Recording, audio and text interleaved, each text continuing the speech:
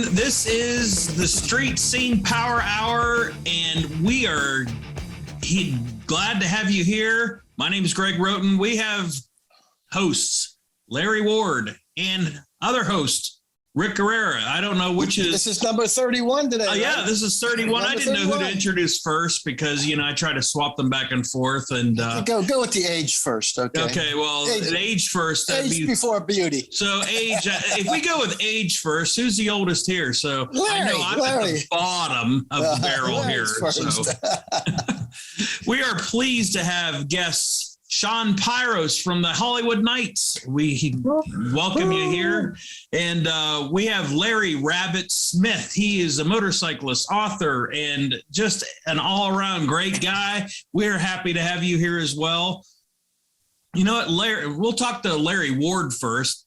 I can just say Larry, and they both answer at the same time. So that kills two birds with one stone. So yep. Larry Ward, take it away. Corey's dad. Let's say Corey's dad. We'll talk to Larry Smith, but we'll say, hey, Corey's dad, what questions do you have for Larry?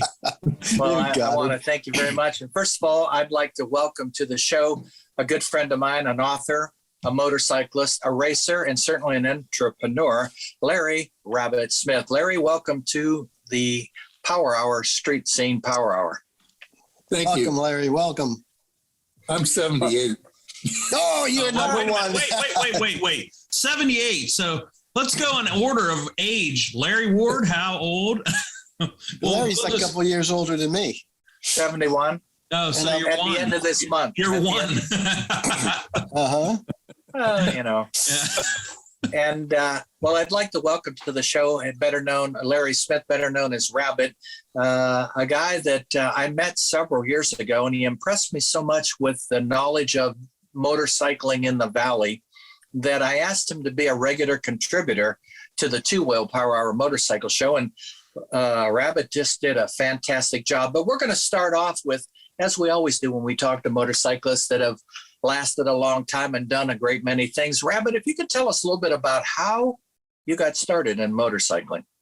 Well, I began with all the other neighborhood guys that we used to play football or baseball together. We got into motor scooters, and I ended up getting a Zundap, which was a 165 with a 4-speed, and that kind of got me going. And then I traded that in at El Goins for a Super Hawk, and then within 2 years of that, I bought my 64 Sportster, nice. Which I still have today. I never heard of that Zondak until we went to the Packard Museum. Yeah. Oh, yeah. Well, let me tell you, we're going to get into that 1964 Ironhead Sportster and the tales that you're going to tell us about it. But before we did that, you're very similar to a lot of us that grew up in the 60s and 70s and got involved in motorcycling. You saw something when you were a kid, and then when you got just a little bit older and you could get a mini bike and talk mom and dad into it. And then you progressed through a series of Hondas and finally worked your way up to possibly a Harley Davidson. So, Rabbit, your love for motorcycling transcends a great many disciplines. You are a photographer of well-known stature. You put on your own show up at the Soap Museum. You also had the handle and was the owner of a motorcycling newspaper. So I want to talk about those things that you did as you were coming up through. So you first started off and you were getting into motorcycling like a lot of us, and then you eventually got the Sportster. So let's pick it up from when you bought the Sportster and you've had that bike now, I don't know, I went to Poland High School, so you can't ask me to do math, but you probably got yourself 45, 50 years easy on that bike. In June of 66, I picked it up. Is that right? Yes. So what does that make? 56 years, 57 years this summer. Wow. You know what? I have a couple of friends that have had their bikes since 74, but nobody since 66. So I think, that's a tribute to your love of motorcycling and that particular motorcycle. So I think as we go back and, we're going to touch upon your book, Rabbit's Tales, in just a minute. But as I look back through that book and some of the things, I think the common theme that has been woven throughout your motorcycling history is the fact that you rode that motorcycle and you kept that motorcycle. Now, here is a picture of a book. I purchased this book from Rabbit, and I tell you what, it is one of the best reads I've ever had. If you want to learn about the history of motorcycling in the Valley in the 50s, 60s, and 70s, this is a must read. Where can you pick that book up at? Let me say that for the audience. Sure, absolutely. They're available at the Packard Museum. She has Nice. good copies to sell, and that money all goes to the museum. And then Good. the only other way you can pick it up is through purchasing it from me. And they're $25 and $5 for shipping. So, Well worth it. Where'd you get the nickname, Matt Rabbit? well, that starts out early on when I got the Honda and I was running back and forth between Columbus and here because I was attending Ohio State then. And I would take carrots and celery with me. So it didn't fall. And even when I went afterwards, when I was wandering around Youngstown, I worked as an optician. I was hopping around with a white shirt on and that. I had my grandpa's pocket watch, so I was the White Rabbit. So it's stuck. It's stuck then. It just depends on when you met me, is what I usually say, because it got applied to me for several different reasons. And so, Well, Rabbit, let's talk about your motorcycle. Not many guys can keep a motorcycle that long. And so tell us what has that bike meant to you, in so many different levels to be able to hold on to that motorcycle and do all the things. I mean, when we say you went to New Mexico, I mean, this is an Ironhead, which is probably one of the sturdiest but hardest to ride motorcycles over long distance because it's a rigid frame. Well, it's got shock in the back, but it's not rubber mounted motor. A couple of inches of travel for the rear suspension. I never had enough money to own a car, and so I rode the motorcycle all the time, and so it was my primary form of transportation. And then, like in the first year I had it, I took it on enduro. I raced it in the 78-mile Little Beaver Enduro down in Salem, which was full of strip mines and creek crossings and stuff like that. And that was always the second week in November. So it was quite cold going down there. And then I rode out to Albuquerque several times. I rode to California. I rode down to Florida, down to Daytona on it. I went back and forth to school at graduate school over at Kent and worked at Packard. That was a 105-mile loop every day. So I've amassed a lot of miles on it. And in the last 10 years that I had it when I was working in Cleveland, I rode it 64 miles one way to work every day right into December. And I started again in February. Anytime there was no snow on the ground, I would ride it. And going to Cleveland, coming home, the coldest it was a 20-degree night. And when I worked at Packard, the coldest I rode it was a 6-degree night. Are you crazy? It has 400,000 miles on it. Wow. How many rebuilds have you gone through on that bike? Well, I've ruined 6 primary chains. The frame is still original with water weld on it. One of the half of the main engine case is still stock. I have 3 sets of cylinders, 3 sets of heads, so I change it out as the gas goes on. But I have roller rockers in it, so that saved the valves and valve guides. Rebuilds, the crank twice, and the rods 3 times. I'm on the 3rd set of rods. And so I've done a lot of repairs to it, but it's all. Have you ever thought of talking to Harley Davidson about your bike? And, I remember when you guys did the Packard Museum, that the tremendous display you put on, and it chronicled everything from when you had the bike to where it's at now. And I mean, if you look at it, it's not pristine, but it looked like it was a 400,000 mile well-written but maintained motorcycle.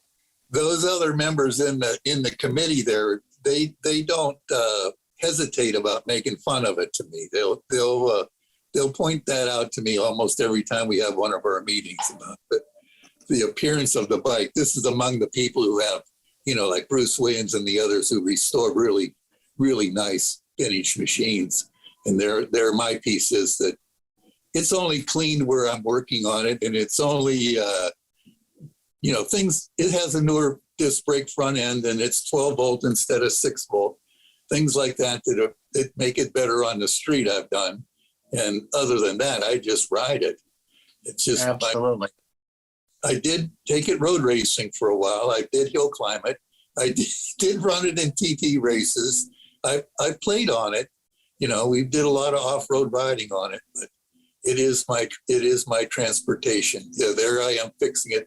We did a transmission job along between the practice on a Saturday morning, and we got it done in time to qualify. I think I qualified 17th out of 34 bikes, and the other newest bike was a 70 Norton, and so. That's the old days in Nelson Ledges when that course. That is was 76. Robson's. The bike and I are celebrating our 10th anniversary together, so I took it road racing. That is pretty cool. Fred sent the story of it up to Harley Davidson at that time in '77, and they refused to believe him that I was out there beating it up like that with more than 100,000 miles. And then after that, he that's where I got to have the road racer, because I wanted to make that bike faster, and Fred just said, "Don't hurt it anymore. We'll get you a racer." So I got a engine 24 25 they made in '75, and I took it road racing. Now, that one bike that you had that you were road racing with the full fairing, I think it was an Aramaki. Is that right. still at Motozilli? No, it's back here now. I took it out when I took it to one of our pirate reunions. I put it on display then, but it was at Motozilli for one of the first bikes they put in down there. Right. Yeah. Yes. It was the coolest thing. And you campaigned that bike for quite a while. Now, you've had a love for photography, and you were able to marriage that, I suppose, with your newspaper. Tell us about how you got involved in a motorcycling newspaper, how long you owned it, some of the ups and downs. And I know it was well respected, for sure. Yeah, it was funny when I first worked at Golan's in the summer when I come home from school at college, and that was when Cycle News first came to Ohio with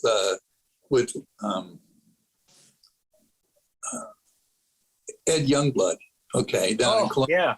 Okay, and that became Cycle News East. And Ed and Al was really happy with that, but as time went on, he didn't allow me to be the club photographer. I wanted that job, but by the time I came home from the service, I got an enlarger and started printing stuff. And my one buddy had a camera, so he used my enlarger. I used his camera, and then eventually I got my own camera and we started doing stuff. I was a stringer for magazines and for Cycle News, and particularly through road racing stuff, and then the stuff at Western Reserve and those kind of races, the off-road stuff. And I had wanted to be a art therapist, so I was really involved in seeing how it worked with being in film. And I thought that doing camera work with kids would be a good way to open things up between myself and them. And so that was my key thing, that I'd gone out to Albuquerque a couple of times to work with my one friend, and they had a film program in the grade schools out there in Albuquerque back in 74 and 75. And so once I was road racing, we kept asking where Cycle News was. And so I sent them a letter saying, "Where are you?"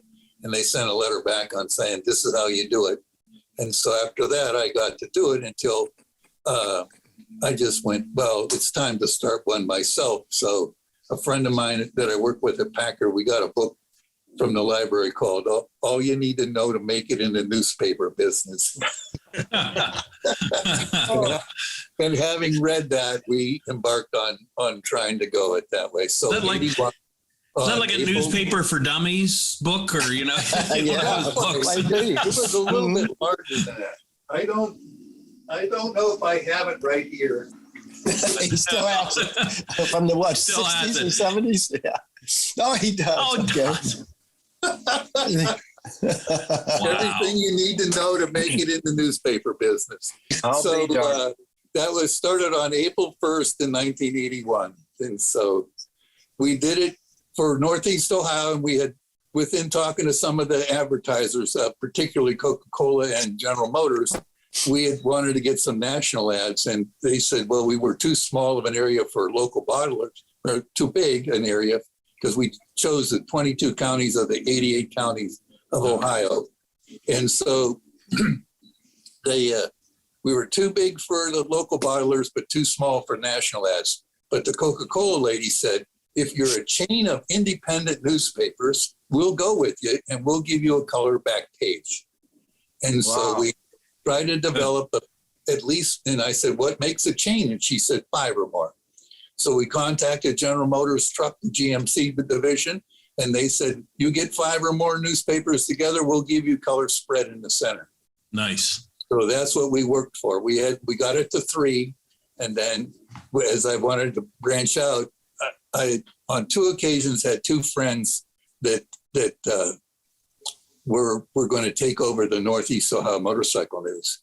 We had Western Pennsylvania, Northeast Ohio, Southern Ohio, and then 2 others that we played with, one in South Carolina and one in Colorado. But neither of those went very far. Yeah. And both of my friends, one passed away and the other one got injured really badly. And so he was working at the U.S. Steel. And so that ended that expanse. And so for a while I was doing two regional newspapers and one that I started on Harley drag racing, which was called Handcrafted American Racing Motorcycles. And I did that for 14 and a half years before one of those tandem trucks passed me on the PA Pike and the rear trailer fell off and Fell off. It came apart, fell on its side, and I drove my van through the back door of it. No, geez.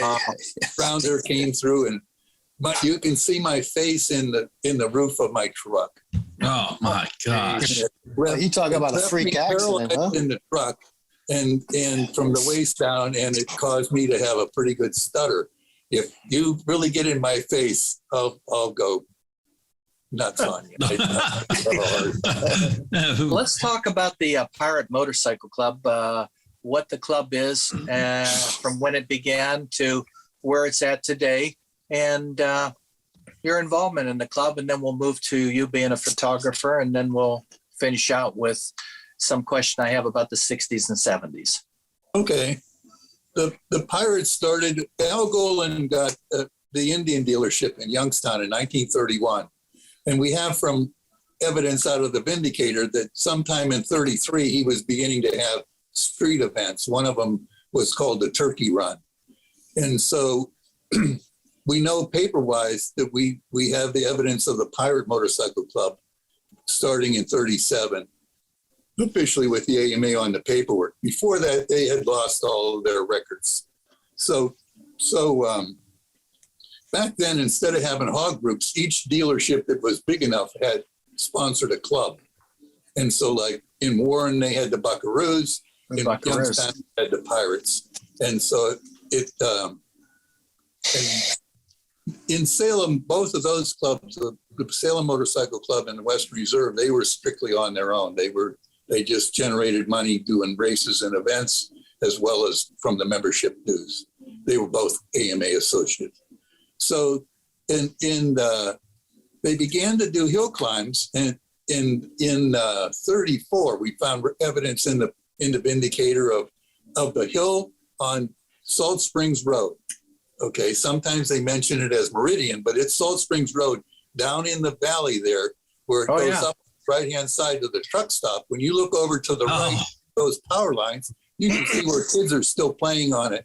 Is that big dirt hill right there on Salt Springs? And one of them is a trash hill, but right at the bottom of the valley, when you see the little stream there, you can see 2 tracks up right by the base of the power line.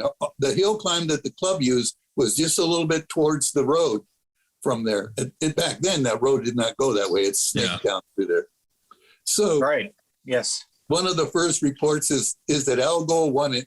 Al Gold won it. It going up 78 feet. So it was a pretty steep hill. And so when we do our reunion, we've now collected 200 and some photographs of just the hill climbs down there and East Palestine. So in the early 40s, after the war, Al was the junior champion hill climber. Back then, they'd have only one specific race that you determined the champion of the country for just winning the race. Just like that for half miles and miles, whatever it was one specific race, where today it's a whole series of events. Right. So in 47, they rented track property down below between East Palestine and Negley at what's called Big Valley. And they began to hold the hill climbs there, Right. plus scrambles and TT races. TT races, we had 5 events down there each year. And we did stuff on the road, like going after each election, then they put all the signs up on the telephone poles. We'd have a clean up Youngstown where we would send all the club members out and tear the signs down and pile them in a city dump truck. And the person bringing the most signs back would get trophies and stuff. That went all right until the guys invaded Camel, where they think that's part of the cityscape artwork. And we had 4 of the members go to jail. Oh. For destroying public property. What are you in here for? Nah, I'm not even telling you. Taking political signs down. Alice's restaurant all over again. You know, I have fond memories of I remember being 12 or 13 and my grandfather took me down to the hill climbs down there. Oh, and yeah. boy, I'll tell you, and then I went back and they used to do I don't know if it was a hare and hound, but in Enduro where they'd come down the hill and they go through the creek. Remember that? Oh, Down yes. through the creek and across the road. And that's like, oh man, boy, this is what I want Scrambles to do. that they had there. Oh, each time we did the race at the riders meeting, they were begging them not to go in there. And he would always send them there. And you can see on some of our pictures, the kids are standing on top of the bridge because when the riders went under the bridge, if they happened to get wobbly under there and sort of stand up, you'd hear their head bang against the beams under. Now, you know, the Pirate Motorcycle Club, I want to say it exists, but on a probably a little bit different level now because of the membership aging out and stuff. I know a couple of years ago, I met Ted Guthrie, and I think we're over in Bessemer. And, Right. That was the first time I, as the president, had the reunion over there. Right. It was a blast. How do I say, it was a type of not for profit. By April, we had to have all the money gone.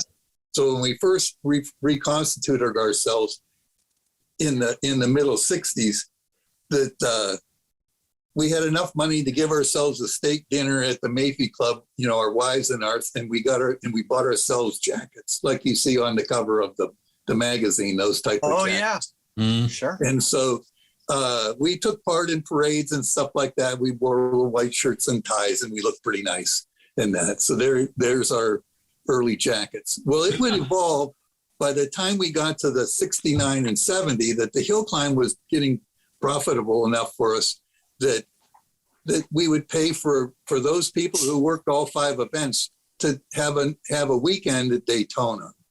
And then it would evolve to 7 days, motel, the truck hauling your bike down, and a plane fare down. We were making that much money that there was about 30 members of the club that would be involved in this. And it was our last elected president, Dale Garrett, rest his soul. One of his favorite stories to tell was that they were waiting to fly out of Pittsburgh and they all had their pirate jackets on. And it was, of course, the second week of March to go down to the bike week. And people thought that they were the pirates going down to spring. Yeah. Yeah. So those guys, they were all so happy to sign any kind of autograph there. But Amita Head and Gill and all these other people nicknames were, but they were not pirates that way. And Hey, Larry. so it got go ahead. it got big enough, and then it split up, and so all the racing stopped by the late 70s. They still were doing scrambles and stuff down at East Palestine. They were doing dirt drags over at Harbor Woods, and Right. I was at East Palestine a couple times for the hill climbs in the early 70s. They were, Yes. that's right. That's where it was, right? yes. Yeah. Goes Okay. up, levels off. They would goes up also again. do a sportsman hill climb, which was a drag race up the hill to the Yeah. right. I saw that. Yeah, those guys were crazy. We did some crazy things, right? And Yeah, I'll tell you what. One of the things you learn pretty quick is if you're going to stand on that hill, stand behind a tree. yeah. Bikes fly All everywhere. night. Right over it. I was a hooker on the hill, and that's a lot of claim to fame anymore. A lot of people. I was a hooker on that hill. Yeah, that's a dangerous job. I'll tell you. Now, Larry, let me ask you just two final questions. Let's talk about photography and how you were able to marriage motorcycling and photography, because it was just a couple years ago at Nelson Ledges. I was out there, and you had put a collage of photographs from the guys that raced the 24 hours and stuff Yeah. like that. And it was so well received. You know, I just was amazed at the pictures and the memories and stuff like that. So talk about how you brought motorcycling and photography together for the benefit of all of us. Okay. Once we started, well, it all started by putting the photographs together was with the Fred Perry run. And I worked with Fred in the 60s. He was my mentor. And as they had the show at the run, the big one that was in Austintown got going, I put up a tent, and in it, I put up the photographs that I had around the Fred Perry run and the pictures from his family that I blew up. And then as that grew, that I always put the tent up in his honor and put the photographs in there. And so once we got the reunion going, I started to put the photographs up at the early dinners. The early dinners that Garrett did, we were up at Leo's, and I would just put large pictures up that I had of the group of people. And we were just the original members from the 60s and 70s. But once that he gave the presidency to me, I did not want to see the club implode. I wasn't going to reside over a smaller and smaller number. Yeah. So we opened it up, and I began to, as you saw when we were over in Bessemer, that I had a photo display of what the club was about. And then a few years ago, we were asked that from some of the friends I have that I road raced with about why not do a reunion up there at the Ledges and that.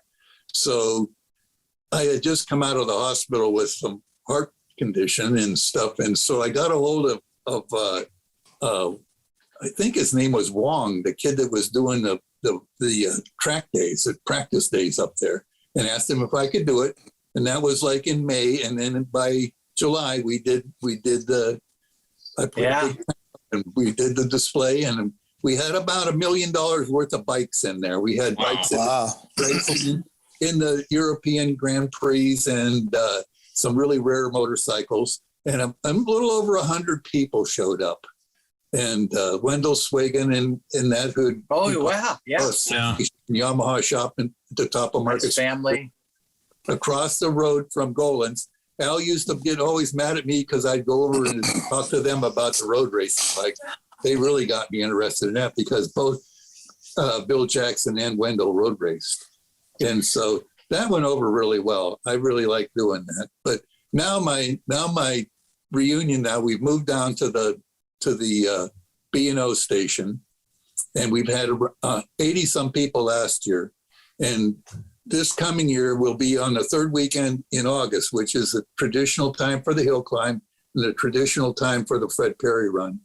And so that'll allow me to make even more pictures in the display. But I have them up on tables on 4x8 sheets of paper.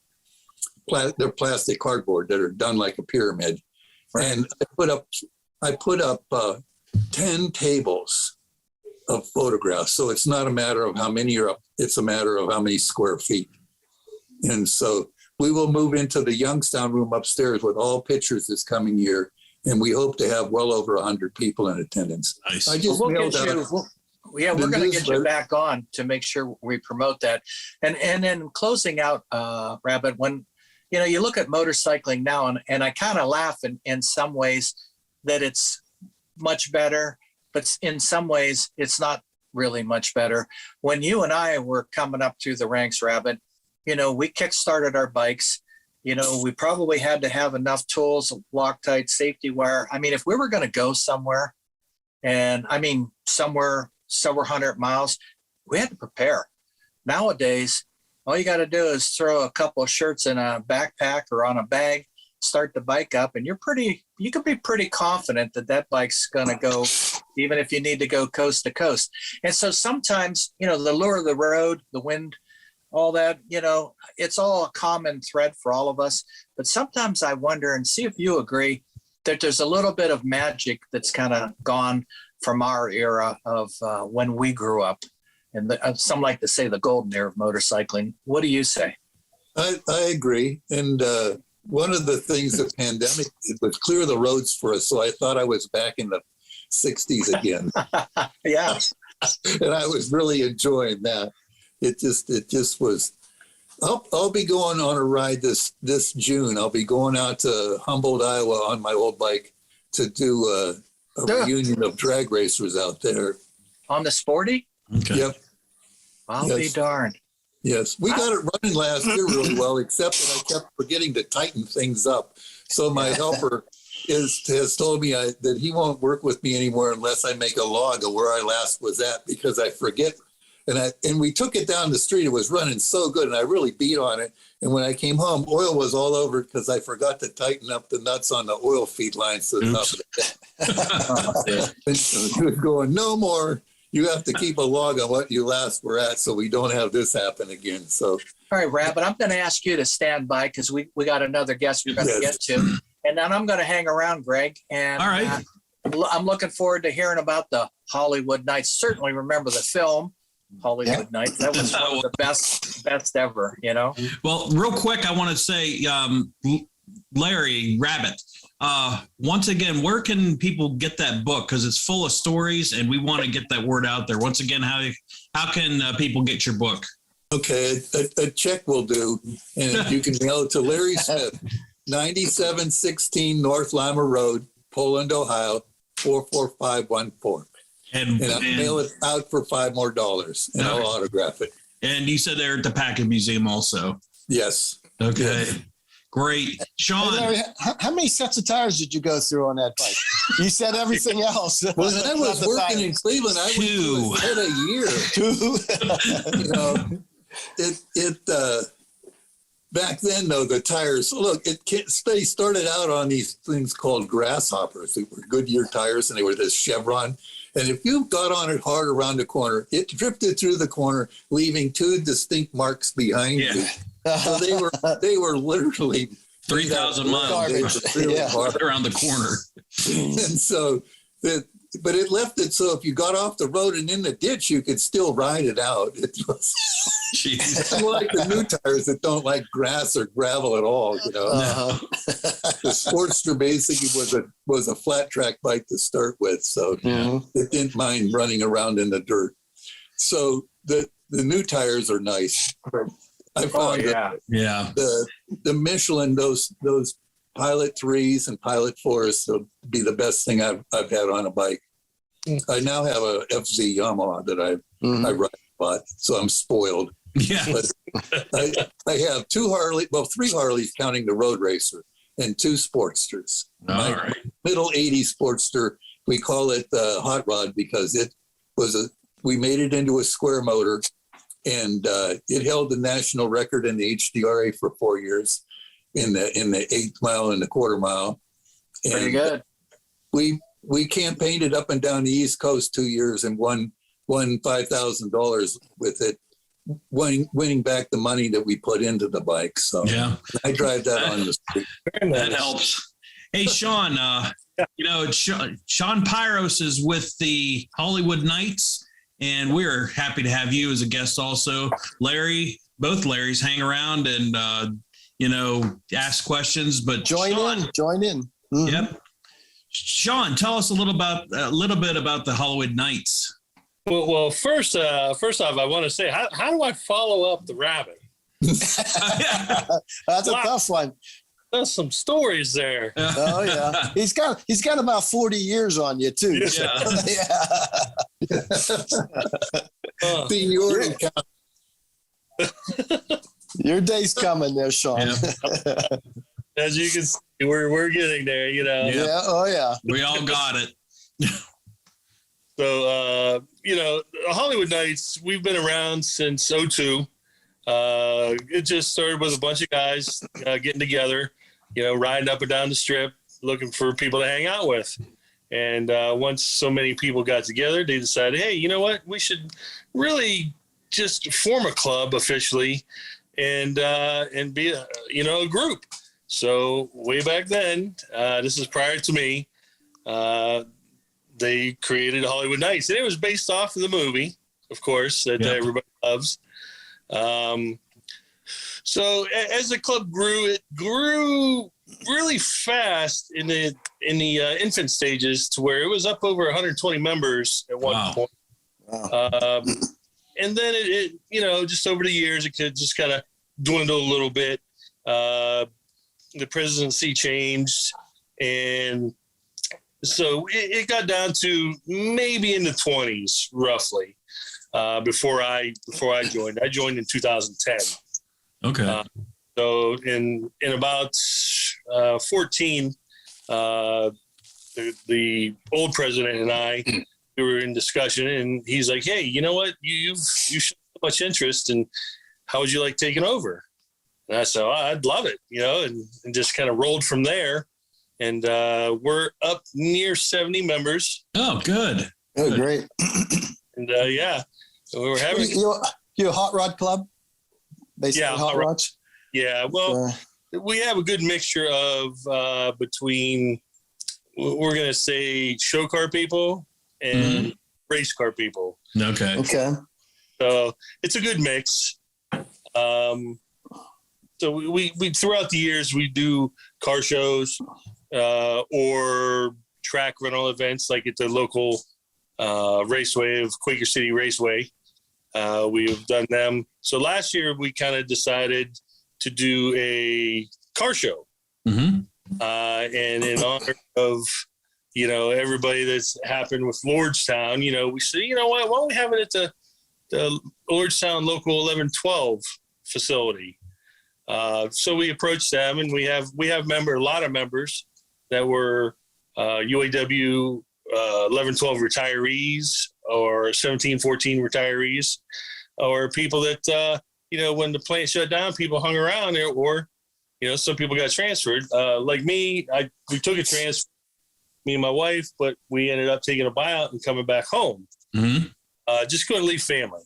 So we wanted to put something together for the community to remember, hey, this is, the 1112, this Union Hall, this is how strong we were. And what a fantastic facility to have a car show at. They have a big pavilion, 2 big parking lots, and we had over 200 cars for the first inaugural event. Wow. Looks like it's out in the woods somewhere, huh? Or in a big park or something. Yeah, it does. It does look like that. So, and we had one of the feature cars we had there was the original Pie Wagon from the movie. No kidding. Yeah. Cool. He plans on coming back this year too. Wow. He also, the thing Blacktop 55 he's going to bring with him. Wow. For 200 cars for your first car show is pretty really good because, when we first started doing the street scene show, very hard to get the word out. People kind of hum and hum like, I've never heard of that one, I'm not going, but it does take time to build, and that's pretty good. Yeah. Hey, Shawn, where are you guys out of? Youngstown?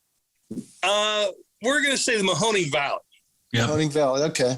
Put it that way. So we try to stay everything local to like Austin Town, Youngstown. Members, like I live out in Howland, outside of Warren, and we have, members from Cortland, Boardman, Poland, Struthers. So that's why we say the Mahoning Valley. Yeah. Mm-hmm. I caught wind of it from Paulie Paletto. He cuts my hair all the time. And and I said, Paulie, let me know. He didn't let me know last year you guys were having a show. And it was afterwards. He said, we had our show last week. I said, why don't you let me know? Maybe we could have covered it, So he said, I said, maybe next year. So that's what we're doing. We're going to be covering it this year. We're going to make sure we get a lot of requests every year to take the street scene show out of shows. And we get a lot of requests, and we'd love to come to every show if we could. Mm-hmm. And we try to spread the wealth a little bit, and we're actually expanding out a little bit on the show. And that's one of the things we wanted to include the Hollywood Nights show, because we heard a lot about it, and it's like, we got to get this one done. And Paulie said he gave us free haircuts too. So but you need one worse than I do, Rick. I know. I got one next week. I'm losing a lot anyway. So it's turning gray. Hey, when is this show, Shawn? We don't even have a date yet, do we, Greg? No. September 25th. Yeah. It's the 25th. Last year was the 26th. Now I'm writing it down because we've been waiting for that date. Yeah, and where's it going to be at? That's a local 1112 Union Hall. Up by Lordstown there. Okay. Yes. Okay. Good. Okay. Good. And who's doing your poster this year? Last year, that poster was awfully busy. I looked at it and I go, wow, what the heck is this? We did get a lot of comments about that, which is he's pretty well known in the car scene.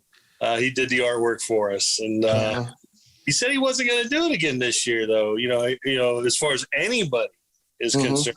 So I don't know if we're going to approach him about maybe just doing a little tweaking to the current, flyer, because it is really unique flyer. It is busy. Yeah. But that's but you see, even, you get the unique stuff like that, and what do people remember? Oh, you had a unique, busy flyer. Well, people remember that. That's what you want. You want something like that. Right. Yeah. And New Bomb Turks. What's that? Go ahead. New Bomb Turks. What's that? Memorial. Yeah. New Bomb Turk was one of the characters in the movie. If you remember. Mm-hmm. I haven't seen it in a while. Okay. And most people that are really familiar with the movie remember why the punch bowl was so important. Okay. They spiked the punch. Don't break the punch. Yeah. And it went with alcohol. Do you have any of that out there? Spike punch it. We have to relive that movie. We have punch there, but it wasn't spiked. What else do you have at the car show? What do you do you have classes that you judge in? Do you just have everybody come out and enjoy the day? Do you, what do you invite out there? Is there certain restrictions on the cars or bikes or anything that come out? No restrictions.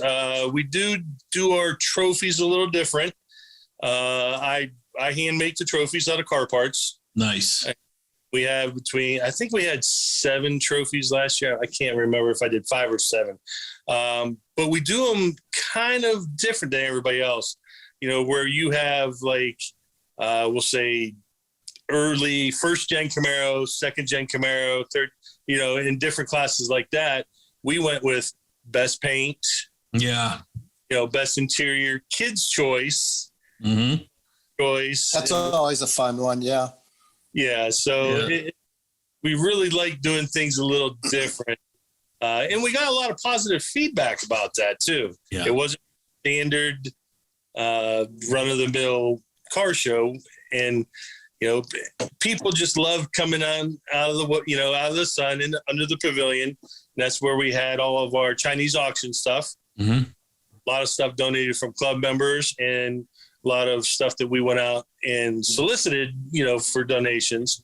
And we ended up raising $5,000. Wow. For animals. Nice. For, a first-time car show. Yeah. That's a lot. That is incredible. Yeah. Now, registration fee. Do you charge the registration fee for the cars? And here we go again. We did something very different than most of your shows. The show's free. Okay. Free. There is a little jar there that says donations. Yeah. So we suggest you donate, but we don't require.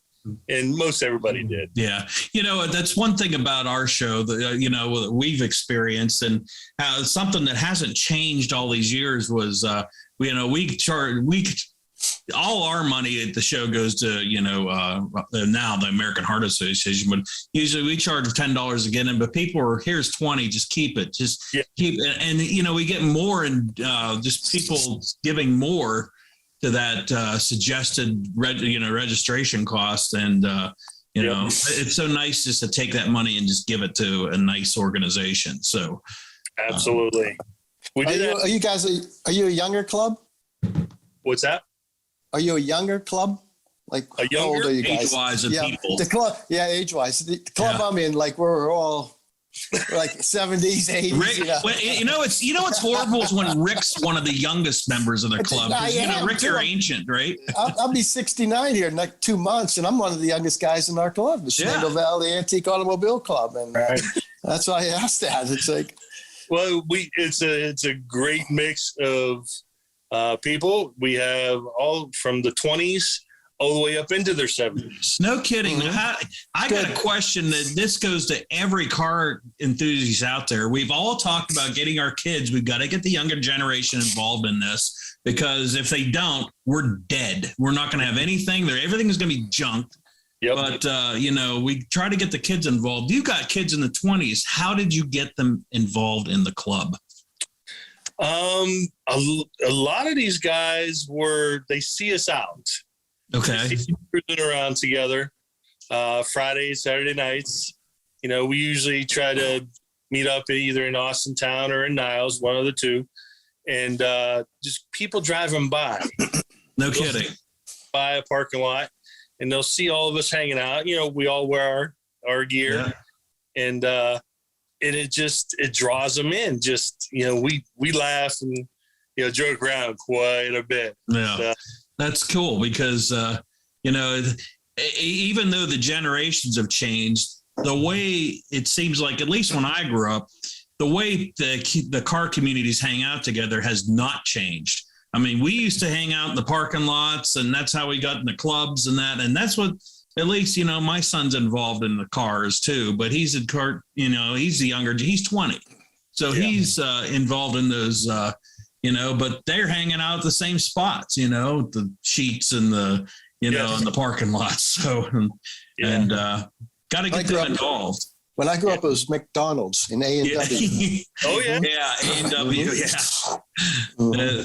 Well, we have I'm interested to see, and if you've been reading the newspaper or watching the news, we have a new drive-in restaurant going up there on the corner of 680 and 224. I'm hoping that they throw a car show or two or bike show or anything up there, kind of like A&W used to do down on 224. I'm hoping, but that was we'll huge see. For many years. Yeah. Because that's something we're lacking here. Yeah, sure. Mm-hmm. Yeah. Well, we meet Sunday nights during the summer, as long as weather permitting, of course. We do meet in Niles at a Best Buy in the parking lot. Yep.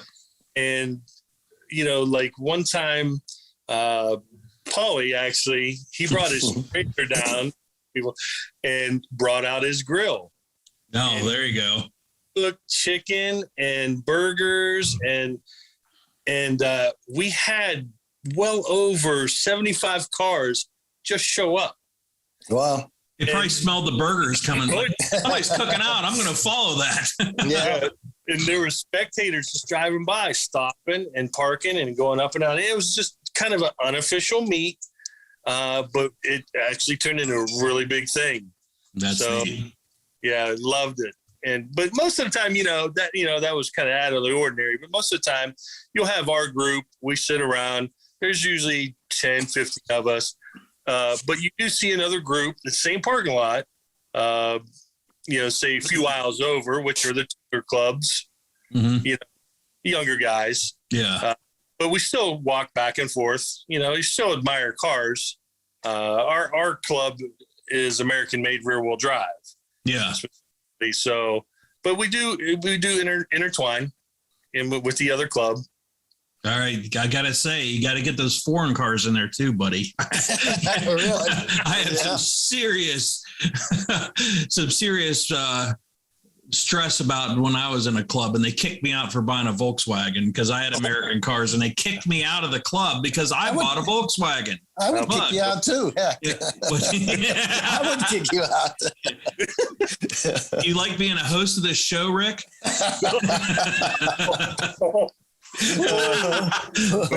Larry, I think it's just gonna be me and you now. He's got me there. How can we get information on the Hollywood Nights? Is their website, a Facebook site? We do have Facebook. It's the Facebook page of the Hollywood Nights. That's the easiest way to get a hold of us. That page is free to join. We do have a private page that's strictly for our course, but just type in Hollywood Nights and you'll see us on Facebook. Right. Yeah, I get that all the time. And we got to touch on. You've got something in your garage. Of course. Yeah. Well, what do you got? We want to hear that. There we go. Ooh, wait a minute. 70 to 72 Camaro, somewhere around there. I can't see it. No, he's got to start talking. Yeah, 73 Camaro. There it is. Okay. RS. This thing was on a rotisserie, and it's now just starting to get, putting everything together. Next is a roll cage. The whole front end's done. So it's a roller right now. So okay. Now what are you dropping in for its heart? I am going new school. LS, right? Yeah. Yep. What was that? We lost you there. Twin turbo LS 6 liter. Yeah. 6 liter. There you go. Yep. Out of a truck motor? Are you getting a new one, or are you going to find a transplant there? Out of a truck. There we go. Yep. I better go check my truck. I don't know. I got a 6 liter. Do you pull it out of my truck? Because I'm waiting for my truck to rot out, so I'm pulling the drivetrain out of it. So yeah, that's exactly how I bought it. It was a guy over in Struthers. It was completely rotted out, but I went over and took a look at it, and I was strictly interested in the motor and transmission, and started up, and it sounded beautiful. Nice. So I drove it home with 0 brakes. Yeah, that's overrated. You don't need brakes. Just when you stop. Larry's driven without brakes for a long time. Right? Both Larrys have. You don't need brakes. Right. Well, I'll tell you what. Sportster probably didn't have. It doesn't stop real good. Yeah. Right, Rabbit? That's when they used to suggest just throw it on the ground. It'll slide quicker than you can with using the brakes. They probably, Shawn, you probably use a flared Flintstone if it was that rotted out. You just put your feet down, right through the floorboard. Yeah. Hey, Shawn, you going to go as crazy as Paulie with his? He's pushing around 1,200 horsepower now. I'm shooting for 8 to 1,000. That's good. That's comfortable. Yeah. What kills me is 300's comfortable for me. Everybody's going to understand this because I was watching an episode of Engine Masters. If you watch Motor Trend on Demand, with David Freiberger and Steve Dulcich, Steve Bruhl. They were talking about, we got this LS motor set up. It's pushing about 750 horsepower. It's mild. It's mild. Yeah, now get this. Yeah. You talk about mild. I want to go back to with the 70s, 60s, and 70s and 80s and that. Mild is according to them, is 750 horsepower. We're driving around with these 100 horsepower, 150 horsepower Dodge Omnis back in the 80s. And we thought if we were getting 250 horsepower out of a V8, we were doing good. And now that's nothing at all. It's amazing what, the technology's broad. Look at the motorcycles. Yeah. What are they pushing out of, stock bikes now? What are they pushing? Oh, I don't know. Yeah. 130, 140, 150 horse, the KTMs. And then you got Hayabusas, and then you got a BMW called an HP2. You got a Hayabusa with, and then you got that Kawasaki ZX10 that has a turbocharger on it. But, I'm along with Rabbit, one of the older guys here, but someday I would like to get some street guys that did what I did when I was 16, 17, and 18 and had a 55 Chevy. Every Friday and Saturday night, man, was Drag Race City up and down Market Street. I mean, that was one of the best. I mean, I remember sitting there, opening up my trunk, had a case of Stroh's beer, and we'd all sit around, drink a beer, and then we'd wheel them out. Can't do that anymore because I forget where it is in Youngstown that they were running street drags, and they got busted. And I remember they invited us out to shoot the video for a street scene episode. I'm like, we can't do that. It's illegal. I'd love to come down, but we can't. One thing I want to touch on is Rick and I went up to the IX Center Piston Power Show this past weekend, and we touched on it Friday. Look for that coming as soon as I get it edited on a new episode of Street Scene. It'll be the IX Piston Power, and I've got so much video. I just downloaded the video today off of it. And I had 240 clips of video, and I've got to go through all that to edit it. And we had some awesome interviews. 2 Riddler winners up there. 2 Riddler winners, yep. And the winner was, this year was that 63 Chevy Impala station wagon. That was the Riddler winner for 2020. This car, let me tell you, it was a father-son deal. Wow. It was cool. We had they had the Detroit Riddler winner, the Riddler winner this year. Up there. And Rick's coming up. This car's awesome, and it was awesome. Yeah, it was awesome. But I have to say, the 2020 Riddler winner was a 63 Chevy wagon. This thing was so detailed. You have to watch the Street Scene episode when we get it done. Look for it in about 2 weeks. Street Scene episode at the IX Piston Power. There's so many cars up there, and I don't think I've ever seen any car that was so minutely detailed. When they take bolts and they make caps on every bolt underneath, to make it smooth, it was unbelievable. So. If you see the show, the 63 Chevy Impala, the front grill, okay, it was made from 1,000-pound iron or aluminum billet. They carved it all out of that billet. 1,000-pound brick of billet aluminum, and they actually carved it, and it was spotless. I don't have the patience. I'd be throwing tools across the garage trying to even deal with that. That was one very good interview, and I really enjoyed it because it was the son, and it was a father and son deal. Two sons and a father did this car, not a big rod shop somewhere like the 31 Ford that won the Riddler this year. They're a big, huge rod shop. And these guys took them 8 or 9 years to do this thing. Yeah. And that's amazing. 9 years to do what they did with that car. And they bought it, and it was a 4-door. It was, it was a 4-door station wagon. They made it a 2-door, and all that work they did, they chopped it. They channeled it, dropped it. Everything on that was just unbelievable. But check that out in the next couple of weeks. And when you see the video, also look at that 31 Ford that won the Riddler this year. They put $2.5 million into that thing. $2.5 million. Oh, the guy was from Pennsylvania, and he let this chop shop. He said, "Just go nuts. I won a Riddler award. I don't care what it costs." $2.5 million later, they got it. Oh yeah, they got the Riddler award. And the other one I have to mention on that Buick, that special made Buick that. Oh God, it was. Brown. What was that? What was that called? A Black Hawk?